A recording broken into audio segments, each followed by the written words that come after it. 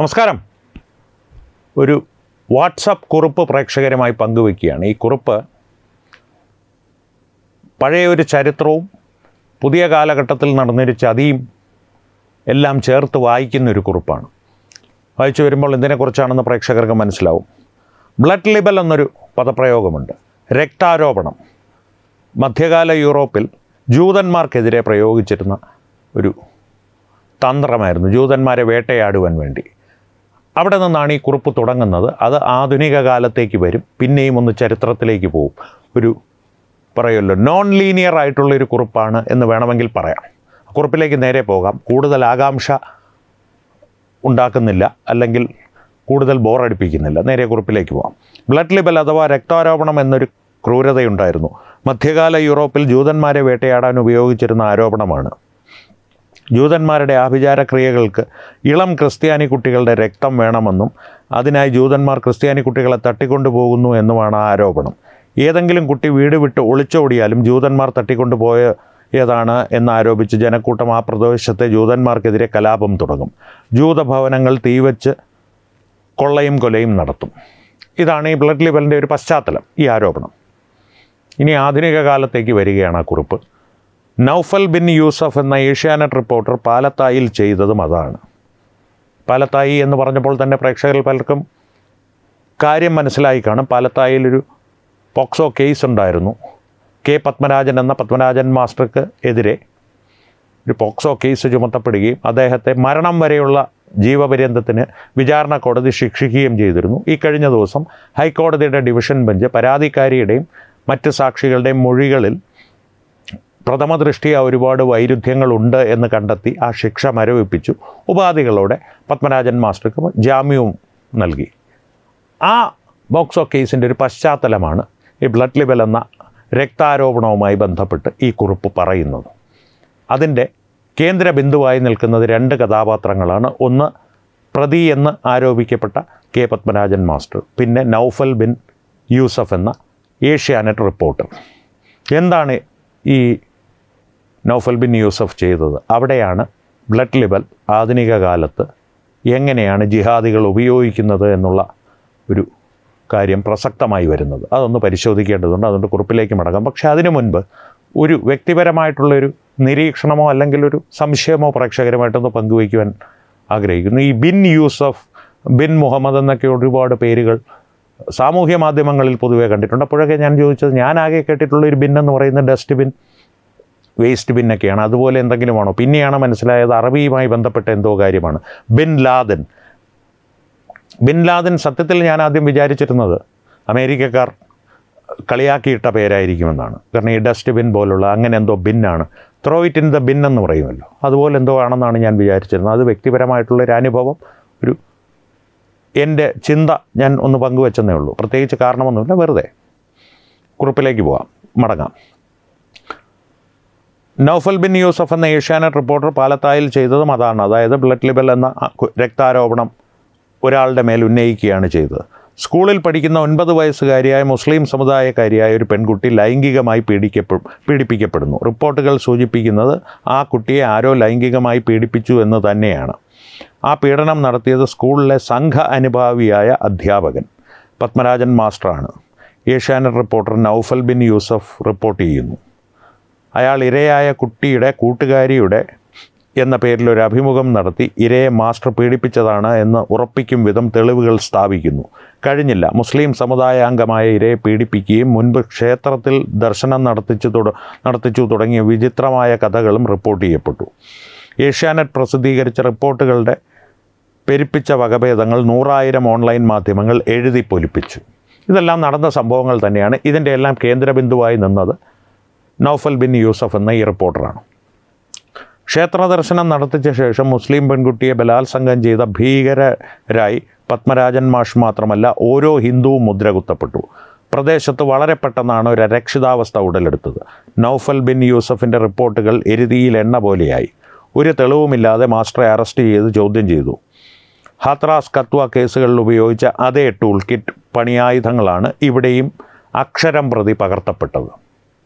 ശ്രദ്ധിക്കുക, കത്വ കേസിൽ നിരപരാധിയായ ഒരു വ്യക്തിയെ ശിക്ഷിക്കപ്പെട്ട പ്രതികളുണ്ടായിരുന്നു. പക്ഷേ അതിനൊപ്പം തന്നെ ഒരു യുവാവിനെ കൂടി പ്രതി ചേർക്കുവാനുള്ള ശ്രമം നടന്നിരുന്നു. ആ യുവാവിൻ്റെ പേര് പോലും ഞാനിപ്പോൾ പറയുന്നില്ല. കാരണം ഇര എങ്ങനെ അർഹിക്കുന്നു, നീതി അർഹിക്കുന്നു, അതുപോലെ ഇരയാക്കപ്പെട്ട കുറ്റാരോപിതരും നീതി അർഹിക്കുന്നു എന്ന് വിശ്വസിക്കുന്ന ഒരു വ്യക്തിയാണ് ഞാൻ.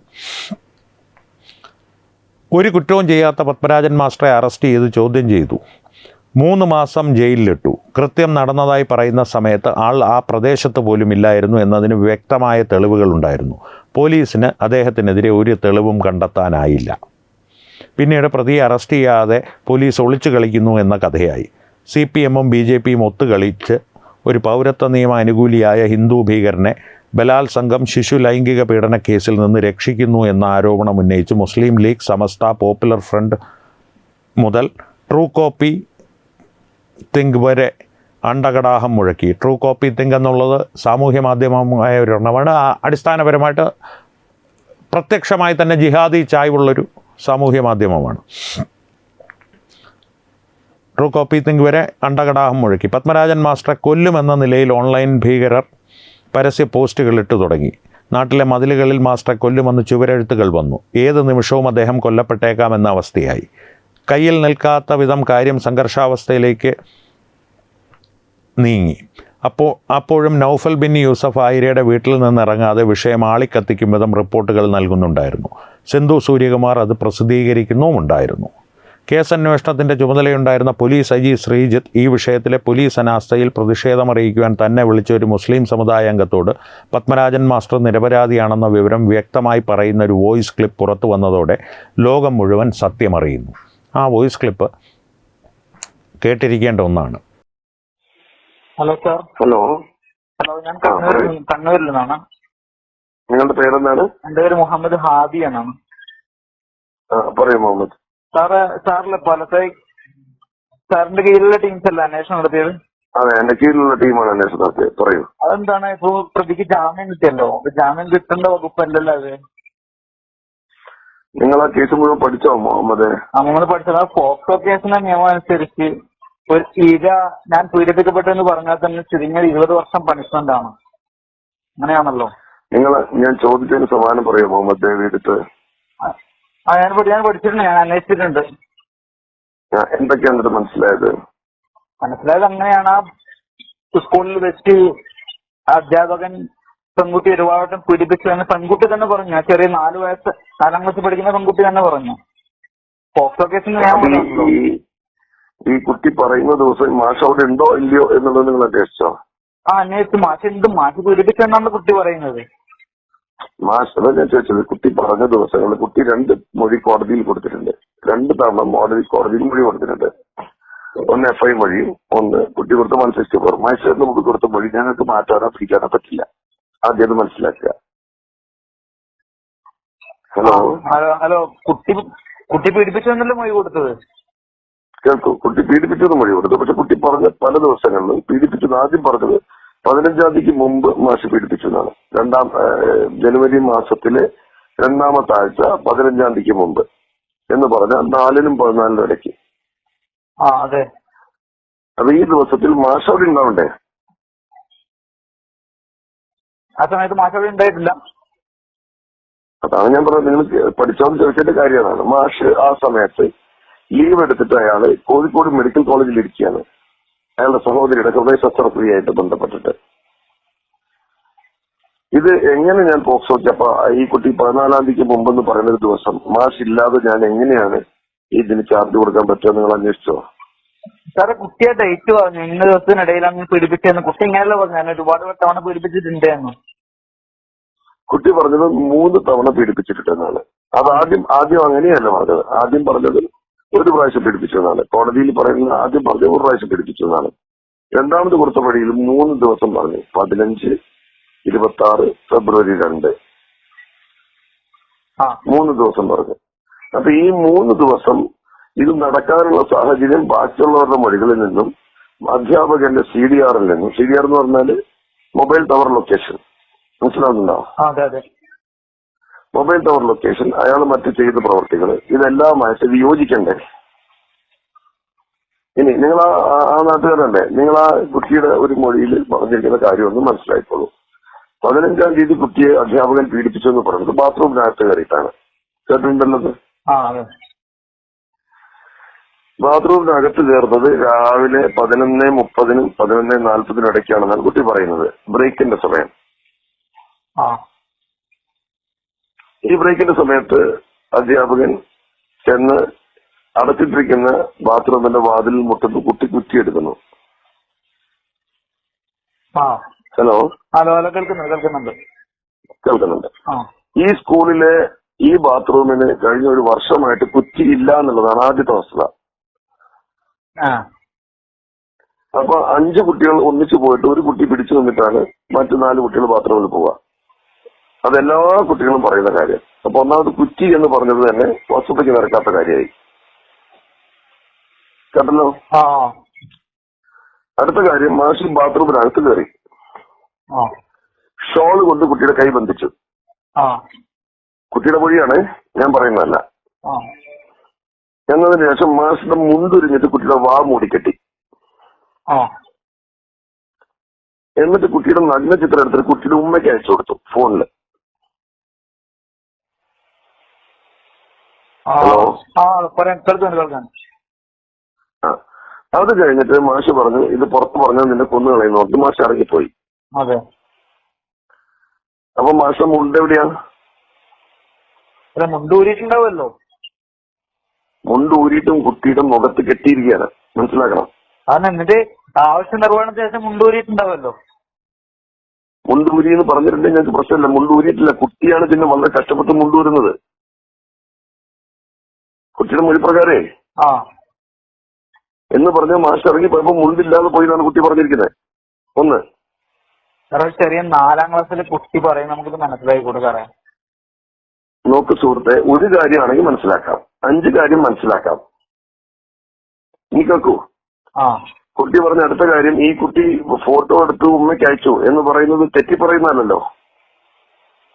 അല്ല, അപ്പൊ ഈ കുട്ടിയുടെ ഫോൺ, ഈ മാസ്റ്റർ ഫോണിലോ ഉമ്മയുടെ ഫോണിലോ ഈ ഫോട്ടോ കാണണ്ടേ? ഞങ്ങൾ നോക്കുമ്പോ ഡിലീറ്റ് ചെയ്താൽ പോരെ സാറേ? ഡിലീറ്റ് ചെയ്താൽ കാണില്ല എന്നാണ് നിങ്ങൾ വിചാരിച്ചത്. തെറ്റായ ധാരണ അത്. എന്നിട്ട് ഡിലീറ്റ് ചെയ്ത ഏതോ എന്ത് ഡിലീറ്റ് ചെയ്താലും ഞങ്ങൾക്ക് റിട്രീവ് ചെയ്യാൻ പറ്റും. നിങ്ങളിപ്പോ നിങ്ങളുടെ ഫോണിൽ നിന്ന് ഒരു ഇമേജ് നിങ്ങൾ ഡിലീറ്റ് ചെയ്താൽ ആ ഫോൺ ഞങ്ങളുടെ കയ്യിൽ കിട്ടിയാൽ ഞങ്ങൾക്ക് കണ്ടുപിടിക്കാൻ പറ്റും. അങ്ങനെ ഒരു ഇമേജ് ഉണ്ടായിരുന്നു, ഡിലീറ്റ് ചെയ്തിരുന്ന ഡിലീറ്റ് ചെയ്ത സമയമടക്കം കിട്ടും. അങ്ങനെ ഒരു സംഭവം ആ ഫോണിലില്ല. ഇനിയും കഴിഞ്ഞില്ല, കേൾക്കൂ. LSSന്റെ ക്ലാസ്സിന് വേണ്ടിയിട്ടാണ് കുട്ടിയെ മാഷ് വിളിച്ചു വരുത്തുന്നത്. LSSന്റെ ക്ലാസ് തുടങ്ങിയിരിക്കുന്നത് ഫെബ്രുവരി 3-ാം തീയതിയാണ്. അടുത്ത പറയുന്ന ഫെബ്രുവരി 3-ാം തീയതി. ജനുവരി 15-ന് LSSന്റെ ക്ലാസ് ഇല്ല. ജനുവരി 26-ന് LSSന്റെ ക്ലാസ്സിന് വീണ്ടും കുട്ടിയെ വിളിച്ചു വരുത്തി എന്ന് പറയുന്ന കുട്ടി. അന്ന് LSSന്റെ ക്ലാസ് ഇല്ല. മാത്രമല്ല അന്ന് മാഷ് സ്കൂളിൽ വന്നിട്ടേ ഇല്ല. കുട്ടി അവിടെ ഒരു ക്വിസ് മത്സരം കണ്ടുകൊണ്ടിരിക്കുന്നതിന്റെ ഫോട്ടോ ഞങ്ങളുടെ കയ്യിലുണ്ട്. ജനുവരി 26-ന്. അന്ന് കുട്ടിയുടെ കൂടെ ഇരിക്കുന്ന ഒരുപാട് കുട്ടികളുടെ മൊഴിയുണ്ട്. ഈ കുട്ടി കൂടെ ഉണ്ടായിരുന്നു. പപ്പ മാഷ് വന്നിട്ടില്ല.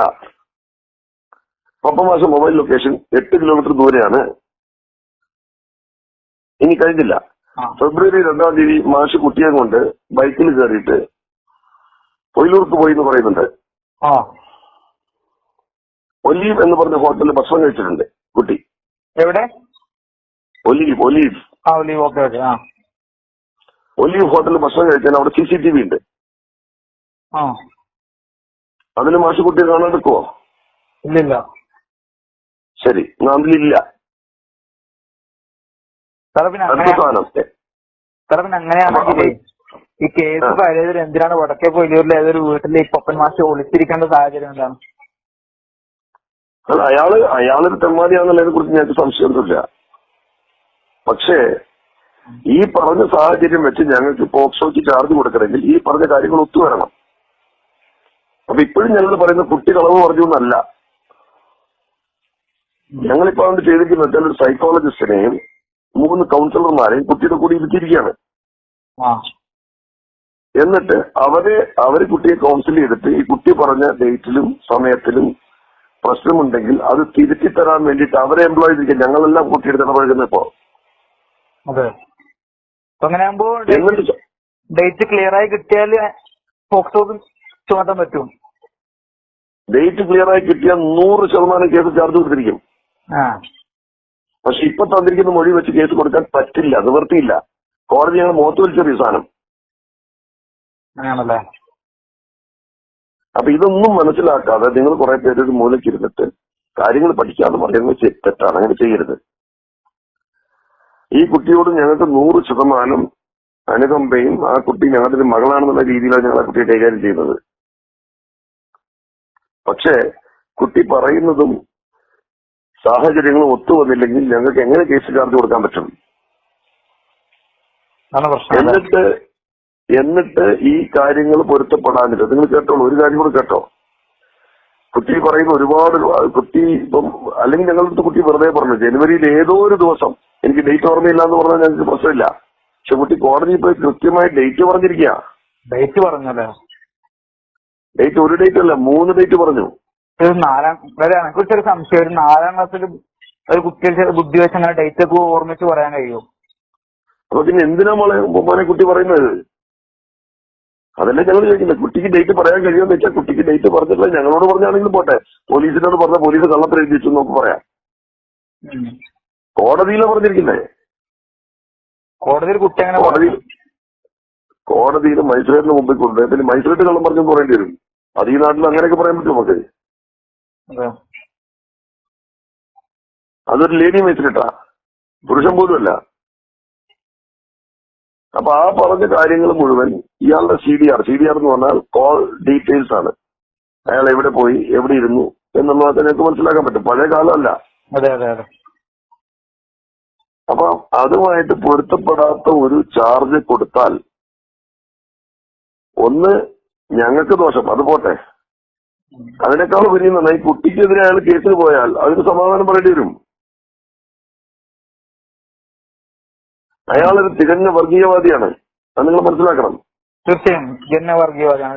BJPക്കാരൻ, RSS കാരനായതുകൊണ്ട് മാത്രമല്ല, അയാൾ വൃത്തികെട്ടവനാണ്. അയാൾ കുട്ടികളെ ഭീകരമായി മർദ്ദിക്കുകയും കുട്ടികൾക്ക് പൗരത്വ ബില്ലിനെ കുറിച്ച് ക്ലാസ് എടുത്തു കൊടുക്കുകയും ചെയ്യുന്നവനാണ്.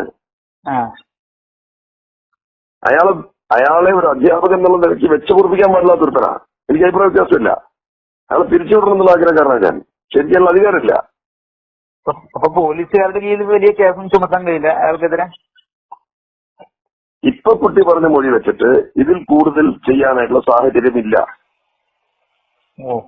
ഇപ്പൊ കുട്ടി പറഞ്ഞ ദിവസം ഞാൻ പറഞ്ഞില്ലേ, അടുത്ത് പറഞ്ഞ ഫെബ്രുവരി 2 എന്ന് പറയുന്ന ദിവസം ഒലിവ് ഹോട്ടലിൽ പോയി ഭക്ഷണം കഴിച്ചു, ഏലാങ്കോടുന്ന് മുട്ടായി മേടിച്ചു, ഒരു ക്ഷേത്രത്തിൽ പോയി, ഏതൊരു ക്ഷേത്രത്തിൽ പോയി 12:30 അനുഗ്രഹം മേടിക്കുന്നു.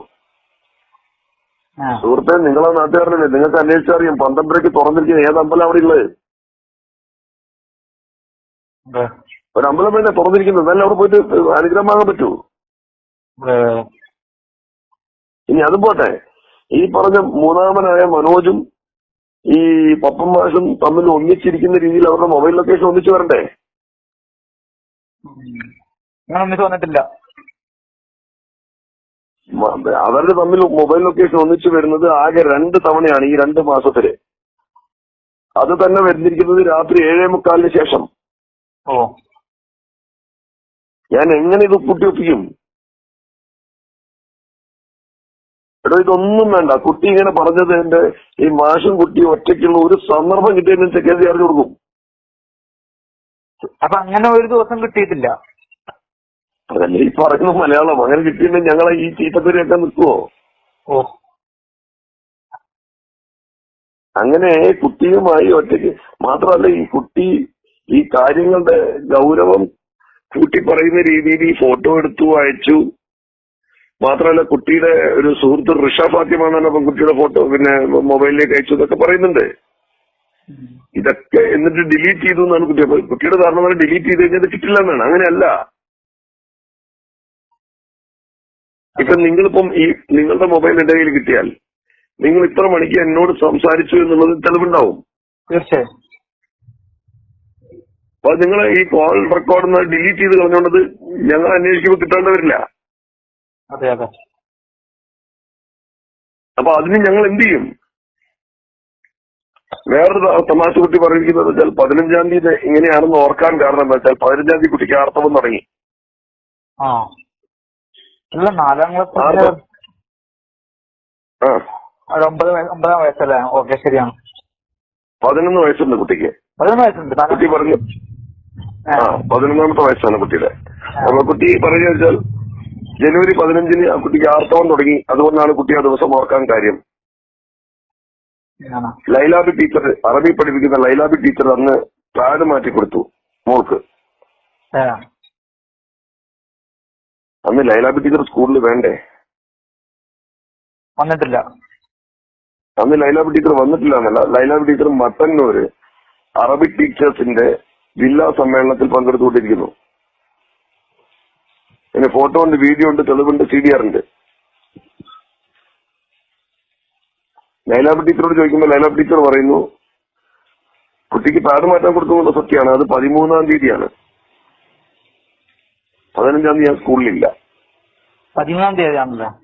അങ്ങനെയാണെങ്കിൽ 13-ാം തീയതി ആകുമ്പോൾ മാഷ് സ്ഥലത്തില്ല. മാഷ് 13-15 സ്ഥലത്തില്ല.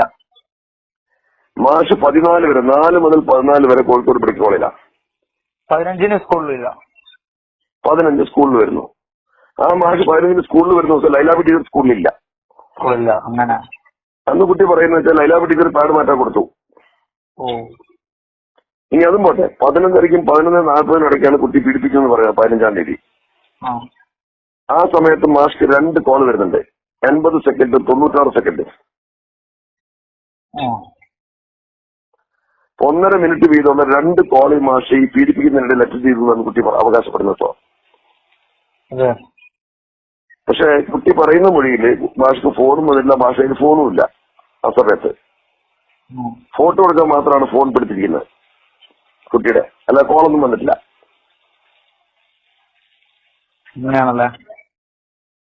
ഇത് ഞാൻ എന്ത് ചെയ്യുന്നു നിങ്ങൾ പറ. നിങ്ങൾ പറഞ്ഞാൽ, തുറന്നു പറഞ്ഞാൽ ചെയ്യാൻ പറ്റുന്ന എല്ലാ കാര്യവും ചെയ്യാൻ ഇപ്പോഴും തയ്യാറാണ്. നിങ്ങൾക്ക് അവിടെ പോയി അന്വേഷിക്കാവുന്ന കാര്യങ്ങളുള്ളതല്ല. പരസ്പര വൈരുദ്ധ്യങ്ങളെ തെളിവുകളാണുള്ളത്. അതാണ് പ്രശ്നം. അതാണ് ഞങ്ങളുടെ പ്രശ്നം. ആ വൈരുദ്ധ്യമുള്ള തെളിവുകൾ ഒരുപോലെ ആയി കഴിഞ്ഞാൽ തീർച്ചയായിട്ടും ഞങ്ങൾ ചാർജ് കൊടുക്കും. അതല്ലാതെ ചാർജ് കൊടുക്കാൻ നിയമമില്ല. അതാണ് പ്രശ്നം. അപ്പൊ ഈ 3 മാസമായിട്ട് ഇപ്പൊ ജയിലിലാകാനും ഈ തെളിവില്ലല്ലോ. അപ്പൊ അങ്ങനെ ജയിലിലായത്.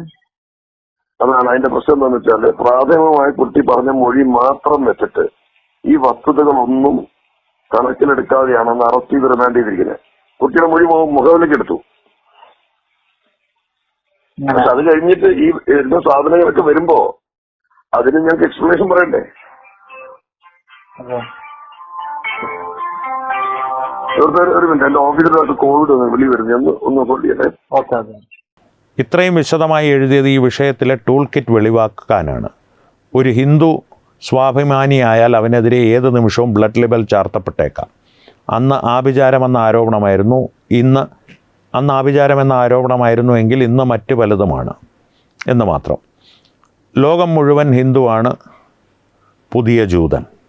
അതായത് ഹിന്ദുത്വത്തിനെതിരെ വലിയൊരു സംഘടിതമായിട്ടുള്ള ആക്രമണ സ്വഭാവം ഈ ഇടത് ജിഹാദി ആവാസ വ്യവസ്ഥ കൈക്കൊണ്ടിട്ടുണ്ട് ലോകം മുഴുവൻ. അതിനെയാണ് ഇവിടെ പ്രതിപാദിക്കുന്നത്. സത്യവുമാണ് തന്നെ. പിന്നീട് നൗഫൽ ബിൻ യൂസഫിനെ സംബന്ധിച്ചൊരു അല്പം അത്ര സുഖകരമല്ലാത്തൊരു വിശേഷണമാണ് കുറിപ്പിൽ പറഞ്ഞിരിക്കുന്നത്. അതുകൊണ്ട് അതൊഴിവാക്കി പഞ്ചവർണ്ണ എന്ന ഭാഗം മാത്രം ഞാൻ ഉപയോഗിക്കുന്നു. നൗഫൽ ബിൻ യൂസഫ് എന്ന പഞ്ചവർണ്ണയെ കലാപമുണ്ടാക്കാൻ ശ്രമിച്ചതുൾപ്പെടെയുള്ള കേസുകളെടുത്ത് ജീവിതകാലം സമൂഹത്തിൽ ഇടപെടാൻ അനുവദിക്കാതെ തുറങ്കിലടയ്ക്കണം. ഇവനെപ്പോലെയുള്ളവർ ഒരു നിമിഷം മുൻപേ ഈ പൊതുസമൂഹത്തിൽ നിന്ന് ഒഴിവാക്കപ്പെട്ടിട്ടില്ല എങ്കിൽ ആയിരക്കണക്കിന് ജീവനുകൾക്ക് നമുക്ക് ഉത്തരം പറയേണ്ടി വന്നേക്കാം. അതിലൊരു വസ്തുതയുണ്ട്, അതിലേക്ക് ഞാൻ വരാം. അപ്പോഴും ആ കുട്ടിയെ ലൈംഗിക ചൂഷണം നടത്തിയത് ആരാണ് എന്ന അന്വേഷണം ബാക്കിയാണ്. കാരണം വൈദ്യപരിശോധനയിൽ ആ കുട്ടി ലൈംഗികമായി ചൂഷണം ചെയ്യപ്പെട്ടിട്ടുണ്ട്. ഇനിയാണ് ഈ നോൺ ലീനിയർ സ്വഭാവത്തിലേക്ക് ഈ കുറിപ്പ് വീണ്ടും മാറുന്നത്. ഒരു പഴയ കഥ. 2001 നാദാപുരത്ത് ഈന്തുള്ളത്തിൽ ബിനു എന്നൊരു DYFI കാരനുണ്ടായിരുന്നു. തെരുവമ്പറത്ത് പുറത്ത് നബീസ എന്ന സ്ത്രീയെ നിസ്കാരപ്പായിലിട്ട് ബിനു ക്രൂരമായി ബലാത്സംഗം ചെയ്തു എന്നൊരു പ്രചാരണമുണ്ടായി. സോണിയാഗാന്ധി വന്ന് ഇരയ്ക്ക് ധനസഹായം നൽകി. ഇരയായ സ്ത്രീയുടെ മകളെയും ബിനു ലൈംഗികമായി പീഡിപ്പിച്ചു എന്ന ആരോപണമുയർന്നു. ബിനുവിനെ പോലീസ് അറസ്റ്റ് ചെയ്തു. പോലീസിന് തെളിവുകളൊന്നും കിട്ടിയില്ല. ജാമ്യത്തിലിറങ്ങിയ ബിനുവിനെ പട്ടാപ്പകൽ അങ്ങാടിയിൽ വെച്ച് ഭീകരവാദികൾ ബോംബെറിഞ്ഞ് വെട്ടിക്കൊലപ്പെടുത്തി. വെറുതെ വെട്ടിക്കൊലപ്പെടുത്തി എന്ന് മാത്രമല്ല, അദ്ദേഹത്തിൻ്റെ ലിംഗം ഛേദിച്ച് ഭീകരാന്തരീക്ഷം സൃഷ്ടിച്ചിട്ടാണ് ഈ ജിഹാദികൾ അവിടുന്ന് മടങ്ങിയത്. അതും കൂടി ഞാൻ ഇതിനോടൊപ്പം കൂട്ടിച്ചേർക്കുന്നു. അങ്ങനെ ഒരു ബലാത്സംഗം നടന്നിട്ടേ ഇല്ലെന്ന് മെഡിക്കൽ പരിശോധനയിൽ പിന്നീട് തെളിയിച്ചു. ബലാത്സംഗ കഥ കെട്ടിച്ചമച്ചതാണ് എന്ന് നബീസയുടെ ഭർത്താവ് പിന്നീട് പരസ്യമായി കുറ്റസമ്മതം നടത്തി. നൗഫൽ ബിൻ യൂസഫ് നാട്ടുകാർ വഴി പാലത്തായിലും ശ്രമിച്ചത് പത്മരാജൻ മാസ്റ്ററെ മറ്റൊരു ഈന്തുള്ളതിൽ ബിനു ആക്കി മാറ്റാനായിരുന്നു. ഇന്ന് ഇവനുണ്ടാക്കുന്ന റിപ്പോർട്ടുകളും ഇൻ്റർവ്യൂകളും കപടമാണ് എന്നെല്ലാവർക്കും വ്യക്തമായ സ്ഥിതിക്ക് നാളെയും ഇതുപോലൊരു ടൂൾ കിറ്റ് ആവർത്തിക്കാതിരിക്കാനുള്ള നടപടികൾ ഉണ്ടാകണം. ഇങ്ങനെയാണ് ആ കുറിപ്പ് അവസാനിക്കുന്നത്. ഒരു കാര്യം കൂടി പറഞ്ഞ് നമുക്ക് അവസാനിപ്പിക്കാം. പത്മരാജൻ മാസ്റ്റർ, കെ പത്മരാജൻ മാസ്റ്ററെ സംബന്ധിച്ചുള്ള ഈ ഒരു ആരോപണം വ്യാജമാണെന്നുള്ള കാര്യം IG ശ്രീജിത്തിൻ്റെ വോയിസ് ക്ലിപ്പിലൂടെ മാത്രമല്ല, പലപ്പോഴായി അദ്ദേഹത്തെ അടുത്തറിയുന്ന വ്യക്തിപരമായി യാതൊരു രാഷ്ട്രീയ ചായ്വും BJPയോടോ RSSനോടോ ഇല്ലാത്ത വ്യക്തികൾ തന്നെ പറഞ്ഞിട്ടുള്ളതാണ്. പാലത്തായിൽ അദ്ദേഹത്തെ അറിയാവുന്നവർ തന്നെയുമല്ല. വിചാരണ കോടതിയുടെ കാര്യം എടുക്കുകയാണെങ്കിൽ, വിചാരണ കോടതിയുടെ ജഡ്ജി ഏതെങ്കിലും തരത്തിൽ ആരോപണ വിധേയമാകണമെന്നല്ല പറഞ്ഞു വരുന്നത്. പക്ഷേ വിചാരണ കോടതിയുടെ ഭാഗത്ത് നിന്ന് അനാവശ്യമായൊരു തിടുക്കം ഇത്തരത്തിൽ ഒരു അപൂർവങ്ങളിൽ അപൂർവമായൊരു വിധി പ്രഖ്യാപിക്കുന്നതിലേക്ക് ഉണ്ടായി എന്നുള്ള ആരോപണം അന്നേ ഉയർന്നിരുന്നു. അതിനെ ഏറെക്കുറെ, ആ ആരോപണത്തെ ഏറെക്കുറെ സാധൂകരിക്കുന്ന തരത്തിലാണ് ഹൈക്കോടതി ബെഞ്ചിൻ്റെ നിരീക്ഷണം. കാരണം ഈ മൊഴികളിൽ ഇരയായ പെൺകുട്ടിയുടെയും മറ്റ് സാക്ഷികളുടെയും മൊഴികളിൽ പ്രഥമ ദൃഷ്ടിയാ തന്നെ പൊരുത്തക്കേടുകളുണ്ട് എന്നുള്ള നിരീക്ഷണത്തിലാണ് ഹൈക്കോടതി ഈ ശിക്ഷ ഇപ്പോൾ മരവിപ്പിച്ചിരിക്കുന്നതും കെ പത്മരാജൻ മാസ്റ്റർക്ക് ജാമ്യം അനുവദിച്ചിരിക്കുന്നതും. അത് വ്യക്തമായി പ്രേക്ഷകർ മനസ്സിലാക്കണം. അപ്പോൾ അടുത്ത വാദം ഉയരം കർശന ഉപാധികളോടുകൂടിയാണ് ജാമ്യം അനുവദിച്ചിരിക്കുന്നതെന്ന്. ശരിയാണ്, 1 ലക്ഷം രൂപയുടെ ബോണ്ടുണ്ട്. തന്നെയുമല്ല, ഈ അതിജീവിത താമസിക്കുന്ന പ്രദേശത്ത് പ്രവേശിക്കുവാൻ പാടില്ല. സാമൂഹ്യ മാധ്യമങ്ങളിലൂടെയോ മറ്റ് മാധ്യമങ്ങളിലൂടെയോ കേസ് സംബന്ധിച്ച് പ്രതികരണങ്ങൾ നടത്തുവാൻ പാടില്ല. ഇതാണ് 3 പ്രധാന വ്യവസ്ഥകൾ ജാമ്യത്തിനായി കെ പത്മരാജൻ മാസ്റ്റർക്ക് മുൻപിൽ കോടതി വെച്ചിരിക്കുന്ന. അത് അംഗീകരിച്ച് അദ്ദേഹം ജാമ്യത്തിൽ ഇറങ്ങുകയാണ്. പക്ഷേ ഇപ്പോഴും മുൻപ് ഞാൻ വായിച്ച കുറിപ്പിൽ പറഞ്ഞ ഈന്തുള്ളതിൽ ബിനു ആയി പത്മരാജൻ മാസ്റ്റർ മാറുവാനുള്ളൊരു സാഹചര്യം നിലനിൽക്കുന്നുണ്ട്. എന്തിനാണ് ഇവർ പത്മരാജൻ മാസ്റ്ററെ ലക്ഷ്യം വെച്ചത് അല്ലെങ്കിൽ കുടുക്കിയത്? അത്തരത്തിലുള്ളൊരു ആരോപണമാണല്ലോ ഇപ്പോൾ ഏറെക്കുറെ സാധൂകരിക്കപ്പെട്ടിരിക്കുന്നത്. IG ശ്രീജിത്തിൻ്റെ വോയിസ് ക്ലിപ്പിൽ നിന്നും അത് വ്യക്തമായി തന്നെ നമുക്ക് മനസ്സിലാക്കുവാൻ സാധിക്കും. എന്തുകൊണ്ട് പത്മരാജൻ മാസ്റ്റർ? അവിടെയാണ് കൃത്യമായിട്ട് ഇവരുടെ പ്രവർത്തന രീതി നാം മനസ്സിലാക്കേണ്ടത്. ഈന്തുള്ളതിൽ ബിനു എനിക്ക് വ്യക്തിപരമായി എതിർപ്പുള്ളൊരു രാഷ്ട്രീയ പാർട്ടിയുടെ യുവജന പ്രസ്ഥാനത്തിലെ അംഗമായിരുന്നു. പക്ഷേ ഈന്തുള്ളതിൽ ബിനു നാദാപുരത്ത് വളരെ സക്രിയമായി കാര്യക്ഷമമായി അയാളുടെ രാഷ്ട്രീയം പറഞ്ഞ് പ്രവർത്തിച്ചിരുന്നൊരു വ്യക്തിയായിരുന്നു. ഗുണ്ടയല്ലായിരുന്നു. നാട്ടുകാർക്കെല്ലാം സമ്മതനായിരുന്നു. സർവ്വസമ്മതനായിരുന്നു എന്ന് ഞാൻ പറയുന്നില്ല, ജിഹാദികൾക്ക് സമ്മതനായിരുന്നില്ല. പക്ഷെ നാട്ടുകാർക്കിടയിൽ സാമാന്യം ഭേദപ്പെട്ടൊരു പ്രതിച്ഛായയുള്ളൊരു വ്യക്തിയായിരുന്നു. അങ്ങനെയുള്ളവരെയാണ് ഇവർ തിരഞ്ഞെടുത്ത് ഇത്തരത്തിലുള്ള ബ്ലഡ് ലിബൽ ആരോപണം ഉന്നയിച്ച് ഒന്നുകിൽ അഴിക്കുള്ളിലാക്കുകയോ അല്ലെങ്കിൽ വെട്ടിക്കൊലപ്പെടുത്തുകയോ ബോംബെറിഞ്ഞ് കൊലപ്പെടുത്തുകയോ ക്രൂരമായി കൊലപ്പെടുത്തുകയോ ചെയ്യുന്നത്. കാരണം ഇനി ഇത്തരത്തിലുള്ള ഒരു പ്രവർത്തനം, അവർക്ക് ഇഷ്ടമല്ലാത്ത രാഷ്ട്രീയം പറയുന്ന പ്രവർത്തനം അവരുടെ പ്രദേശങ്ങളിൽ നടക്കുവാൻ പാടില്ല. അതിന് ഒരു സ്വയം ജനസമ്മതനാകുവാൻ പ്രാപ്തിയുള്ള ഒരു യുവാവും അല്ലെങ്കിൽ ഒരു പ്രവർത്തകനും മുന്നിട്ടിറങ്ങരുത്. അത്തരത്തിലുള്ളൊരു ഭയം വിതയ്ക്കുവാൻ വേണ്ടി തന്നെയാണ് ആസൂത്രിതമായി ഇത്തരത്തിലുള്ളൊരു വേട്ടയാടൽ നടത്തുന്നത്. അതിനപ്പുറത്തേക്ക് കുറച്ചുകൂടി വലിയൊരു ലക്ഷ്യം അവർക്കുണ്ട്. അവിടെയാണ് ഈ ബ്ലഡ് ലിബൽ കൂടുതൽ പ്രസക്തമാകുന്നത്. ഹിന്ദുക്കളെയാണെങ്കിൽ ഹിന്ദുക്കളെ, ക്രിസ്ത്യാനികളെയാണെങ്കിൽ ക്രിസ്ത്യാനികളെ. ഇപ്പോൾ കെ പത്മരാജൻ മാഷുടെ പേരിൽ ആ പ്രദേശത്തുള്ള പാലത്തായിലുള്ള ആ പ്രദേശത്തുള്ള ഹിന്ദുക്കൾ മുഴുവൻ സംശയത്തിൻ്റെ നിഴലിൽ നിർത്തപ്പെട്ടു. ഈ നൗഫൽ ബിൻ യൂസഫ് എന്ന അധമന്മാർ ഒഴിച്ച എരുതി കാരണം ആളിപ്പടർന്ന ഇത്തരത്തിലുള്ളൊരു വെറുപ്പിൻ്റെ ജ്വാലയിലൂടെ അല്ലെങ്കിൽ അഗ്നിയിലൂടെ. ആ ഒരു ഭയം എന്തുകൊണ്ട് ഇവർക്ക് ആവശ്യമാണ് എന്നുള്ളതിന് ഉത്തരം വളരെ ലളിതമാണ്. ഭയപ്പെടുത്തി മാത്രമേ അവരുടെ ഒരു ആധിപത്യം സ്ഥാപിക്കുവാൻ ഇത്തരത്തിലുള്ള മതഭീകരവാദികൾ പഠിച്ചിട്ടുള്ളൂ. കുട്ടിക്കാലം മുതൽ തന്നെ അവരുടെ മതപഠനം അവരുടെ മസ്തിഷ്കത്തിലേക്ക് കുത്തിവെക്കുന്ന ഒരു ചിന്താ സരണി അത് മാത്രമാണ്. അതിൻ്റെ ഏറ്റവും ഒടുവിലത്തെ ഇരയാണ് കെ പത്മരാജൻ മാസ്റ്റർ എന്ന് ധരിച്ചു കളയരുത്. ഒരുപക്ഷെ പത്മരാജൻ മാസ്റ്റർക്ക് നേരെ ഇനി ഈന്തുള്ളതിൽ ബിനുവിൻ്റെ വിധി അടുത്തു വരുവാൻ ഉള്ള സാധ്യത ഇപ്പോഴും പ്രസക്തമായി തന്നെ നിലനിൽക്കുന്നുണ്ട്. അതുകൊണ്ട് പത്മരാജൻ മാസ്റ്ററും സംഘവും സൂക്ഷിക്കേണ്ടതാണ്. അതവർ സൂക്ഷിക്കുന്നുണ്ട്. എന്നിരുന്നാൽ പോലും ഇത്തരത്തിലുള്ള ജിഹാദികളെ കുടിച്ച വെള്ളത്തിൽ വിശ്വസിക്കാൻ സാധിക്കില്ല എന്ന് മാത്രമല്ല, ഏഷ്യാനെറ്റ് പോലെ കേരളത്തിൽ ഏറ്റവും പ്രചാരമുള്ളൊരു മുഖ്യധാരാ ദൃശ്യമാധ്യമത്തിൽ ഇവരുടെയൊക്കെ സാന്നിധ്യം ഭയപ്പെടുത്തുന്ന തരത്തിൽ തന്നെ കാണേണ്ടതാണ്.